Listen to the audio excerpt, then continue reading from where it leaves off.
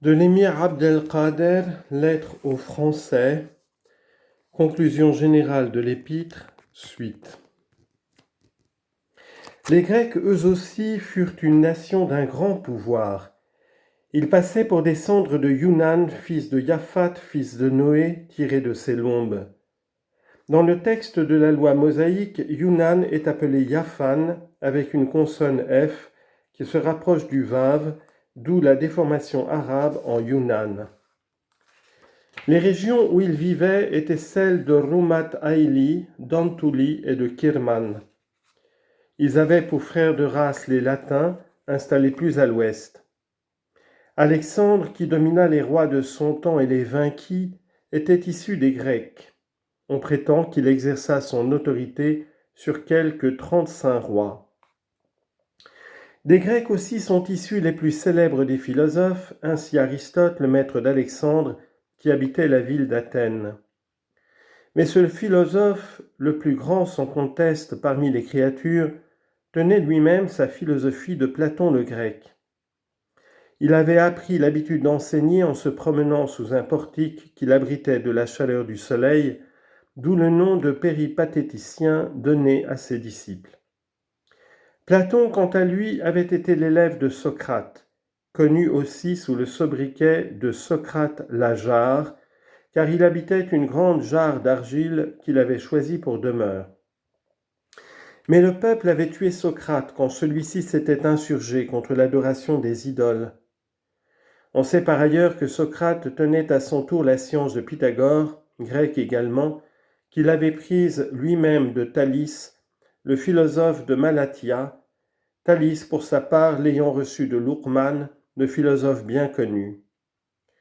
N'oublions pas enfin parmi les penseurs grecs Démocrite et Anaxagore.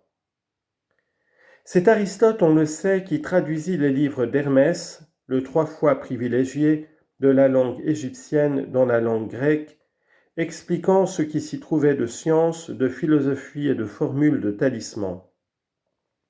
Son livre Al-Astamatias évoque ainsi les différents moyens de s'emparer des villes et des forteresses en utilisant amulettes et sentences, parmi lesquelles des talismans destinés à faire tomber la pluie ou à attirer les eaux.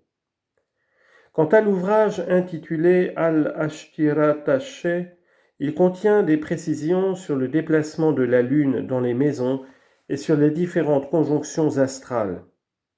D'autres livres enfin parlent de l'utilité et des propriétés particulières des membres de différents animaux, des pierres, des arbres, des herbes. Si l'on cite encore parmi ces philosophes le nom de Bandakhilis qui vécut au temps de David le prophète, il faut savoir que le terme même de philosophe qui désigne ces divins esprits vient du grec philo, qui aime, et soph, la science. Autrement dit, qui aime la science. Et certes, leurs ouvrages ont traité de toutes sortes de sciences. Si leur rang en effet est le plus élevé parmi les hommes, c'est bien en raison du soin honnête qu'ils ont toujours manifesté, non seulement pour les questions philosophiques, mais aussi pour les sciences exactes, pour les sciences du langage et pour tout ce qui touche à la nature. C'est chez eux, en fait, que toutes nos connaissances intellectuelles ont leur origine, ils en sont les véritables fondateurs. Ajoutons que c'est sous le règne de Philadelphe, lui aussi de lignée grecque, qu'eut lieu la première traduction fidèle de la loi mosaïque, transposée à cette occasion du syriaque en grec et en latin. On prétend aussi que sous le règne de Philadelphe, celui qui aime son frère, c'est en fait la loi mosaïque et les livres des prophètes qui furent traduits en même temps du syriaque en grec. Si la langue des anciens grecs était le grec, l'un des parlers les plus répandus en son temps, la langue des Grecs modernes sera le latin, la tradition hellénique étant en réalité le bien commun de deux peuples, les anciens Grecs et les Latins.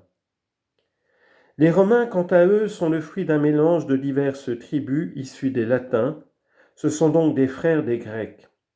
On sait qu'ils descendaient de Japhat, fils de Aladjan, fils de Noé.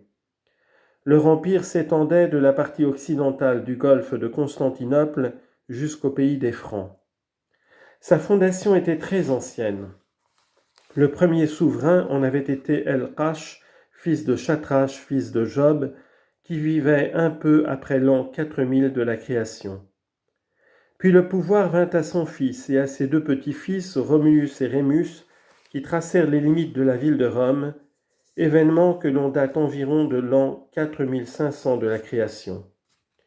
La ville reçut alors le nom de ses fondateurs et ses habitants prirent le nom de Romains. Les Romains, à l'origine, étaient des Sabéens, jusqu'à ce que le pouvoir tombe entre les mains de Constantin, qui avait adopté la religion du Messie et qui les obligea à y adhérer à leur tour. Et cette religion ne cessa de se fortifier jusqu'à ce qu'elle fût adoptée par toutes les nations voisines, qui comptaient alors nombre de philosophes et d'hommes de science dans les domaines les plus divers. Ainsi entend-on dire souvent que les grands philosophes sont romains, alors qu'en vérité ils sont grecs. Mais les deux nations vivant l'une près de l'autre, des mélanges avaient forcément lieu, et les cours des deux histoires se sont trouvés nécessairement mêlés. Cela dit, et même si les deux nations sont également renommées pour le soin qu'elles prirent des études philosophiques, on ne peut dénier aux Grecs une certaine distinction, une certaine supériorité de fait qui leur appartient en propre. La langue des Romains diffère sensiblement de celle des Grecs. On a vu que si la langue parlée en Grèce était le grec, la langue des Romains était le latin. Mais ces derniers avaient pour eux l'usage d'une technique d'écriture rapide appelée autrefois sémeia. Selon cette méthode, une même lettre pouvait noter à elle seule diverses significations, voire traduire un certain nombre de mots. Galien raconte ainsi l'anecdote suivante dans l'un de ses livres. Je me trouvais dans une assemblée où il y avait toutes sortes de gens, et je parlais en termes généraux sur l'anatomie. Au bout de plusieurs jours, un ami rencontré me dit « Il y a quelqu'un dans cette assemblée qui a retenu de mémoire toutes les paroles que tu as prononcées, tu t'es exprimé de telle et telle façon. » Et il me répète mot pour mot tout ce que j'avais dit. Comment cela est-ce possible ? Je connais un procédé qui permet de transcrire les discours à un rythme plus rapide encore que celui de la parole. Mais cette méthode n'était connue que des gens de l'élite. On empêchait en effet la masse de la population d'y accéder, par respect, disait-on, pour la noblesse d'une telle science.